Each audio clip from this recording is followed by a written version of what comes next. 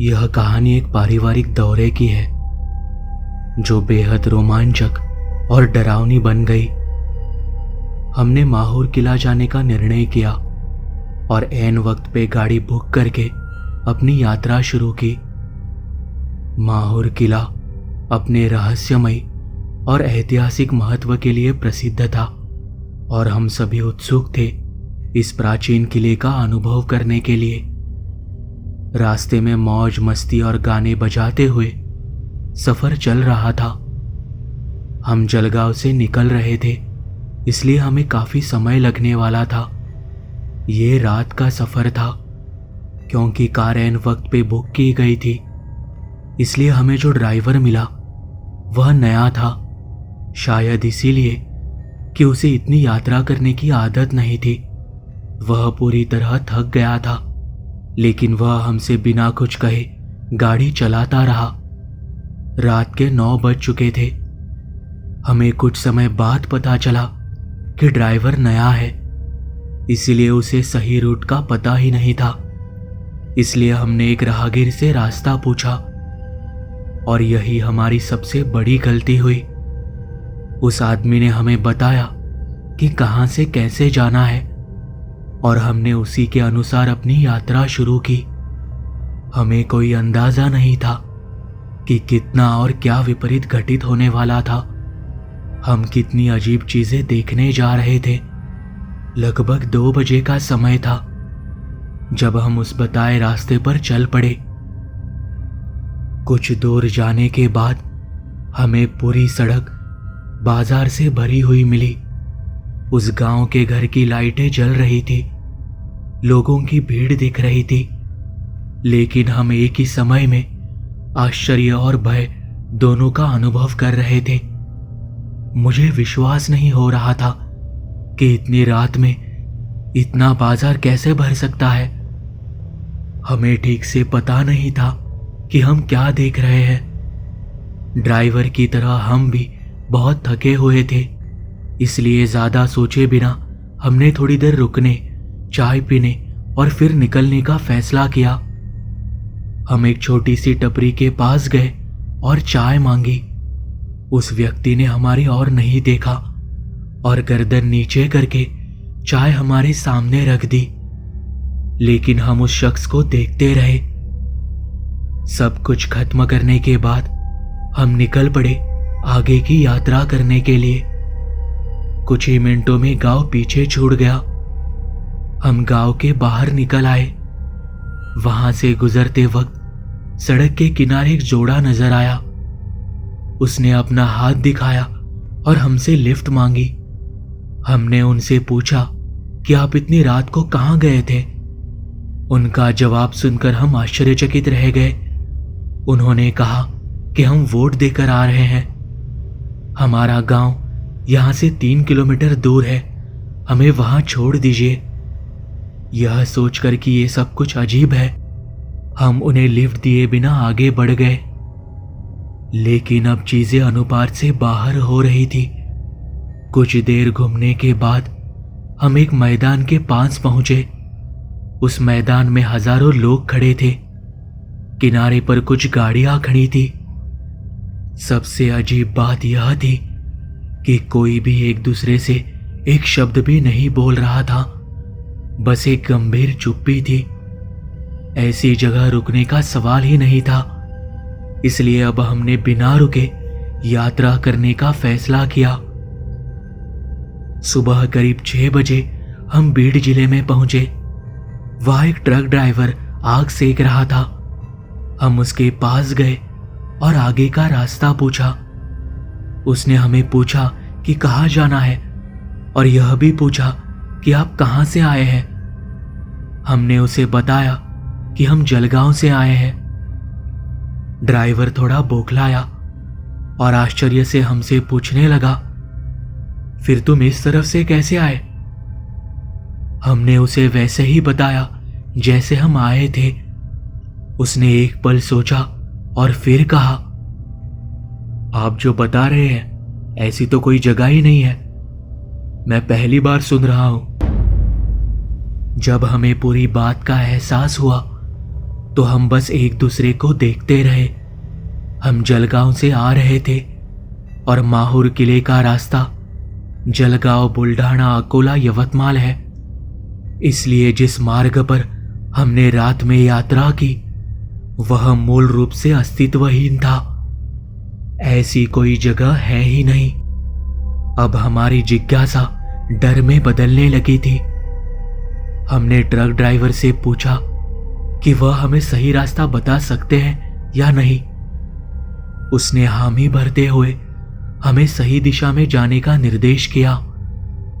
हमने उसके अनुसार यात्रा शुरू की और जल्द ही महसूस किया कि जो अनुभव हमने पिछले रात किया था वह एक बुरा सपना था या फिर कुछ और।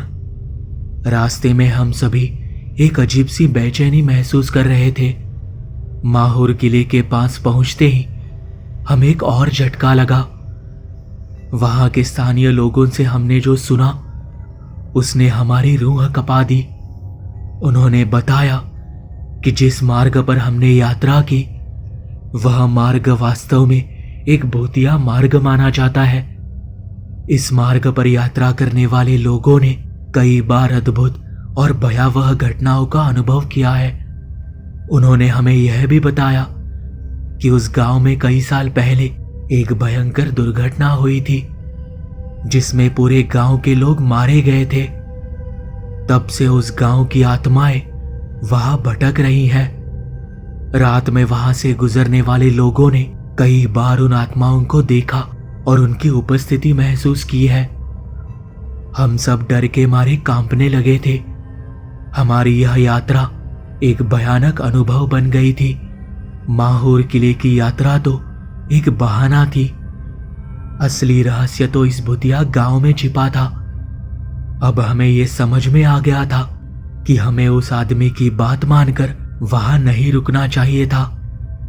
अंत में हमने माहौर किले का दौरा किया, लेकिन उस डरावनी रात की यादें हमारे दिमाग में हमेशा के लिए अंकित हो गई।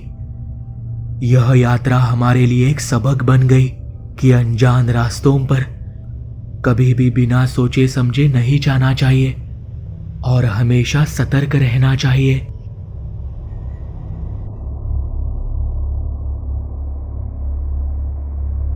ये घटना करीब 14 से 15 साल पहले की है। तब मैं रत्नागिरी के एक गांव में रहता था। मेरी शिक्षा एक मराठी स्कूल में हुई। हम हर दिन स्कूल से घर आने के बाद सोहेल नाम के दोस्त के घर खेलने जाते थे। अगर छुट्टी होती थी तो मैं पूरा दिन उसके घर पर ही रहता। उसके घर में उसका मामा हैदर रहता था। वो बहुत बुद्धिमान था, लेकिन इलेक्ट्रिकल इंजीनियर होने के बावजूद नौकरी ना मिलने के कारण बेरोजगार था। वो हमेशा कुछ ना कुछ करता रहता। इधर उधर घूमकर बिजली की कोई चीज लाता और प्रयोग करके कुछ अच्छा बनाते रहता। वो हर रात 9 बजे मस्जिद में नमाज पढ़ने जाया करता था। उस दिन भी वो बिना भूले हर दिन की तरह मस्जिद में गया। नमाज पढ़ने के बाद वह कुछ देर वहीं रुका। इतना स्मार्ट होने के बावजूद मुझे नौकरी नहीं मिल रही, यही सब विचार उसके मन में चल रहे थे। अनजाने में ही उसका ध्यान सामने एक शेल्फ में रखी लाल किताब पर गया। वो बिना किसी से पूछे वह किताब लेकर घर लौट आया। उसने किताब पढ़ना शुरू किया और उसमें इतना लीन हो गया कि उसे पता ही नहीं चला कि आधी रात कब हो गई। उस किताब में अजीब तस्वीरें और अजीब बातें लिखी हुई थी। उसमें लिखा था, जो भी इस किताब को पढ़ेगा और जो इसमें लिखा है उसका पालन करेगा, उसका पूरा जीवन बदल जाएगा। जिन्न उसका गुलाम बन जाएगा। जिन्न एक ऐसी शक्ति है जिसे कोई इंसान नहीं देख सकता। वह दृश्य रूप में चलती है, केवल उसी व्यक्ति द्वारा देखी जाती है जिसकी वह गुलामी करती है। वह शक्ति किसी की मृत्यु को रोकने के अलावा कुछ भी कर सकती है। वह किताब पढ़ रहा था और किताब के हर पन्ने को पलटते हुए उसके रोंगटे खड़े हो रहे थे। किताब में दिए गए निर्देशों में कहा गया कि रात के 1 बजे मस्जिद के बीच में जाए, एक घेरा बनाए और इस किताब के मंत्रों को जोरों से पढ़े। मंत्र पढ़ते समय चाहे जो कुछ भी हो, बिल्कुल भी न रुके। अगर बीच में उसे रोका गया तो उस व्यक्ति का जीवन पूरी तरह से बर्बाद हो जाएगा या उसकी मौत हो जाएगी। हैदर ने किताब में जैसा पढ़ा था वैसा ही करने का फैसला किया, वो भी बिना किसी से पूछे। अगले दिन नमाज के बाद वह वहीं रुक गया। उसने परिवार को इस बारे में कोई जानकारी नहीं दी थी कि वह कहाँ है और क्या करने जा रहा है। योजना के अनुसार उसने रात को मस्जिद में एक घेरा बनाया और उसमें वो किताब लेकर बैठ गया। जोर जोर से मंत्र पढ़ने लगा। इतनी रात में उसके अलावा वहां कोई नहीं था।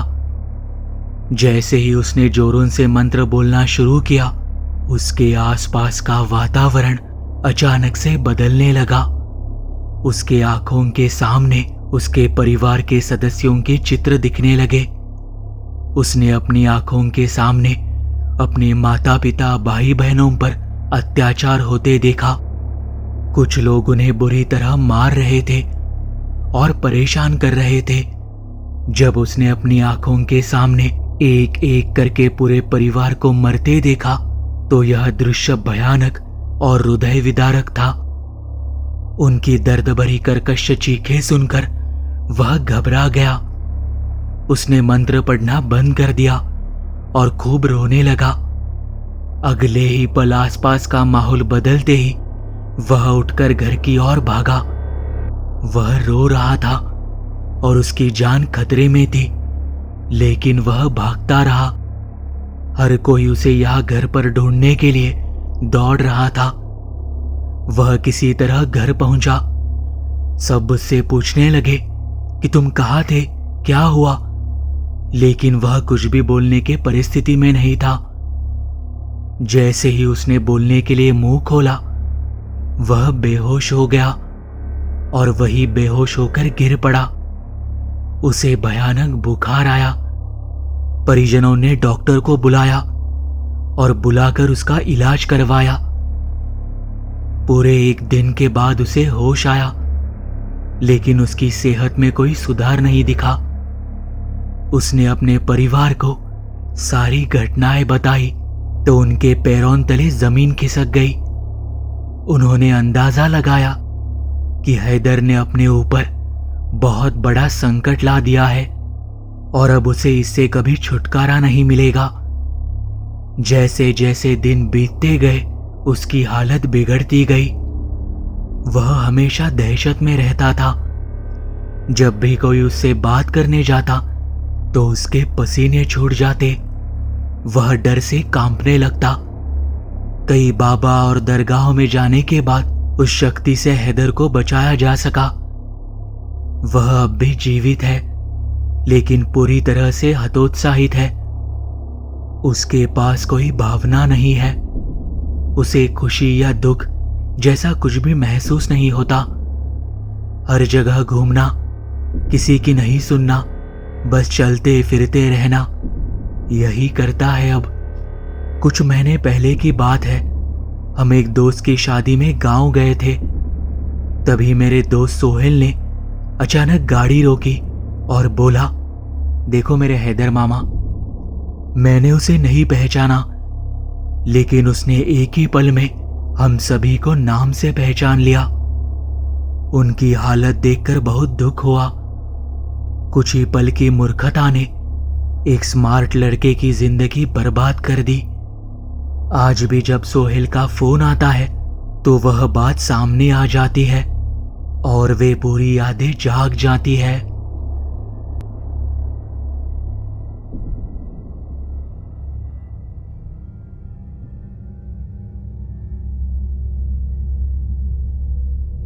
मैं नासिक में रहता हूं। यह कई साल पहले का अनुभव है, जब मैं स्कूल में था। घटना 1984-85 के आसपास की होगी। हम एक कॉलोनी में रहते थे जहां 4-5 घर थे। घर के सामने एक चाली थी। मालिक ने कुछ कमरे किराए पर दे रखे थे, लेकिन कई किराएदार कमरे लेकर कुछ ही दिनों में छोड़कर चले जाते थे। उनमें से एक किराएदार का कमरा हमेशा बंद रहता था। पूछने पर पता चला कि वह रात को ही आता है। वो किराएदार पिछले कुछ दिनों से वहां आया ही नहीं था। चाली के मालिक ने कई दिनों तक उसका इंतजार किया, लेकिन वह कभी नहीं आया। आखिरकार उन्होंने कमरे का ताला तोड़ने का फैसला किया ताकि कमरा किसी और को किराए पर दिया जा सके। अगले दिन कमरे का ताला टूटा तो अंदर जो मिला उसे देखकर सभी हैरान रह गए। उस बंद कमरे में से कई अजीब और भयानक चीजें बाहर आई। एक बड़ा लकड़ी का बक्सा जिसमें खून से सने कपड़े, डरावनी मूर्तियां और भयानक गुड़िया थी। मैं खुद वह बक्सा देखने वाला पहला व्यक्ति था। बक्से में एक पुरानी मटमैली किताब भी थी जिसमें अजीबोगरीब चित्र और रहस्यमय मंत्र लिखे हुए थे। अगले कुछ दिनों तक इसकी खूब चर्चा होती रही। उस कमरे के आसपास रहने वाले अन्य किराएदारों ने बताया कि यहां से देर रात महिलाओं के नाचने गाने की अजीबोगरीब आवाजें आती थी, लेकिन कभी भी किसी महिला को रात या सुबह में किसी ने आते जाते नहीं देखा। कुछ लोगों ने कहा कि किराएदार कोई साधारण आदमी नहीं बल्कि एक तांत्रिक था और वह रात में मंत्र जाप कर बुरी आत्माओं को बुलाता था। एक रात जब हम सो रहे थे तो अचानक घर के बाहर से अजीब आवाजें आने लगी। ऐसा लग रहा था जैसे कोई जोर से हंस रहा हो और कोई पैर घिसटते हुए चल रहा हो। मैंने खिड़की से झांक कर देखा तो धुंधली रोशनी में एक साया नाचता हुआ दिखा। डर के मारे मेरी चीख निकल गई और तभी वह साया गायब हो गया। उस रात के बाद उस कमरे के आसपास कोई भी अकेले जाने की हिम्मत नहीं जुटा पाया। धीरे धीरे वह कमरा और चाली वीरान हो गई और लोग उस जगह को भूतिया मानने लगे।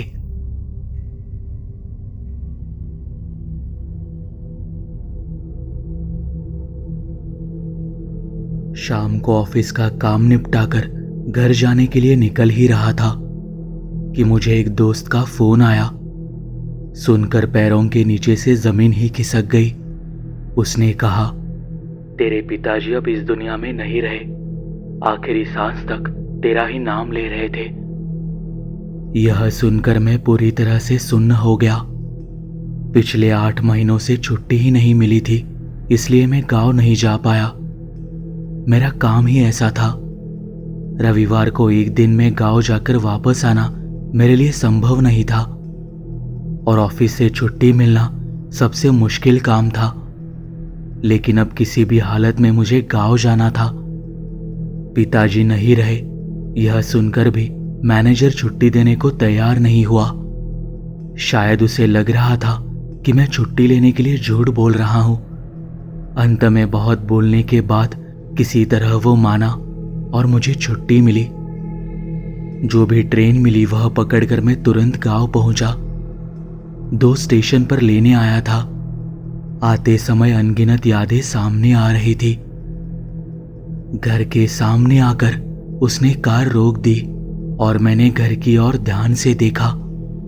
ऐसा लग रहा था कि मेरे पिताजी के आखिरी दिनों की तरह वह घर भी अब खोखला हो चुका था। पिताजी हमेशा कहते थे कि घर की थोड़ी मरम्मत करनी पड़ेगी, पर पहले से ही पैसों की कमी होने के कारण मैं इस बात को टालता रहा। जैसे ही मैंने आंगन में कदम रखा, बाजू वाली दादी जोर से रो पड़ी। उन्होंने कहा, अच्छा हुआ तू आ गया बेटा, मुझे तो लगा तू अब इस गांव में कदम नहीं रखेगा। मेरे पास इस बात का कोई जवाब नहीं था। मेरी आंखों से लगातार आंसू बह रहे थे। मेरे मन में क्या चल रहा था वो मैं किसे और कैसे बताता। माँ बचपन में ही चल बसी, पिताजी ने ही पाल पोस कर बड़ा किया। रिश्तेदार होकर भी नहीं होने जैसे थे, इसीलिए मैं पिताजी का एकमात्र आधार था और वो मेरे। दिन के दौरान सभी अनुष्ठान पूरे हुए। शाम होने वाली थी। गांव के लोग धीरे धीरे घर जा रहे थे। खाना खाने का समय हो गया था, लेकिन मेरी बिल्कुल इच्छा नहीं थी। दोस्त ने कहा कि मैं तेरे लिए कुछ खाने को लाता हूं और रात में यही सो जाऊंगा, तुझे बहुत अकेला लग रहा होगा। लेकिन मैंने कहा, नहीं, मेरी खाना खाने की बिल्कुल इच्छा नहीं और मुझे अकेले रहने की आदत हो गई है, इसलिए मैं अकेले सो सकता हूं। दोस्त थोड़ी देर बैठा था, फिर वो भी घर जाने के लिए निकल गया। मैं दिमक लगकर खोखले हो चुके पुराने लकड़ी के बिस्तर पर लेट गया। बाहर धीमी हवा चल रही थी। टूटी हुई कांच की खिड़की से बीच बीच में हवा का झोंका अंदर आ रहा था। मन में बहुत सारे विचार चल रहे थे।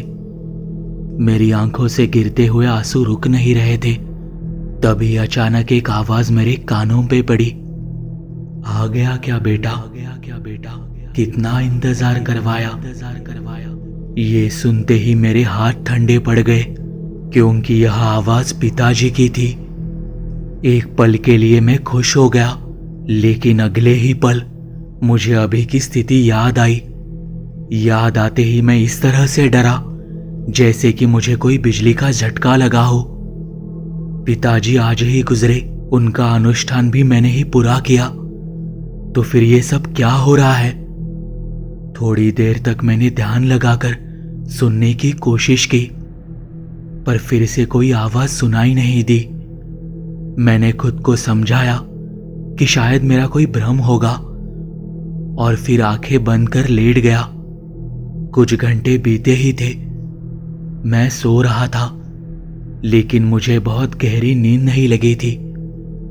अचानक मुझे ऐसा लगा जैसे कोई धीरे धीरे मेरे सिर पर हाथ घुमा रहा हो। वह स्पर्श प्रेम से भरा हुआ था। मैंने उठने की बहुत कोशिश की, लेकिन मेरे हाथ पैर हिल नहीं रहे थे। आंख खोलने की कोशिश की, पर वो भी नहीं खुली। मेरे पास कौन बैठा था मैं यह देखना चाहता था, पर बहुत कोशिश करने के बाद भी यह संभव नहीं हुआ। लगभग 20-22 मिनट तक कोशिश करने के बाद मैं हताश हो गया और हार मानकर ऐसे ही लेटा रहा। जैसे ही मेरी हलचल रुकी, मेरे कानों पर एक हल्की मीठी सी आवाज पड़ी, बेटा बेटा, हो गया, अब भूल जा, अब भूल जा। काम की वजह से तू आ नहीं पाया, ये मैं समझता हूँ, उसके लिए अब पश्चाताप मत कर। आखिरकार ऊपर वाले ने देर से ही सही, पर हमें मिलवा ही दिया। अब मैं चलता हूँ। धीरे धीरे आवाज दूर जाने का आभास हुआ और कुछ ही पलों में मुझे नींद लग गई। अगले दिन सुबह दोस्त की आवाज सुनकर आँख खुली। दोस्त को मैंने रात को घटा अजीब अनुभव बताया। वह इन सब बातों पर विश्वास नहीं करता था, पर मेरी बात सुनकर वह इतना भावुक हो गया कि रो पड़ा। उसने कहा, ऐसा ही होता है, अगर किसी व्यक्ति का मन किसी चीज में अटका रहता है तो उसके इस दुनिया से चले जाने के बाद भी उसे तब तक शांति नहीं मिलती जब तक उसे वो चीज मिल नहीं जाती। तुझे देखने के बाद ही तेरे पिताजी यहां से जा सकते थे। अच्छा हुआ तू आया और सारी विधि अपने हाथों से की। शायद यही उनकी आखिरी इच्छा थी जो तूने पूरी कर दी। दोस्त की बातें सुनकर कब आंखों से आंसू गिरने लगे पता ही नहीं चला। अपने लोगों को समय दे। हमें लोगों के जाने के बाद उनकी वैल्यू पता चलती है, लेकिन तब तक बहुत देर हो चुकी होती है। और समय भी खत्म हो चुका होता है। यह कहानी आपको पसंद आई हो तो इस वीडियो को लाइक और शेयर जरूर करें। ऐसे ही इंटरेस्टिंग कहानियां सुनने के लिए अपने चैनल को सब्सक्राइब करना ना भूलें।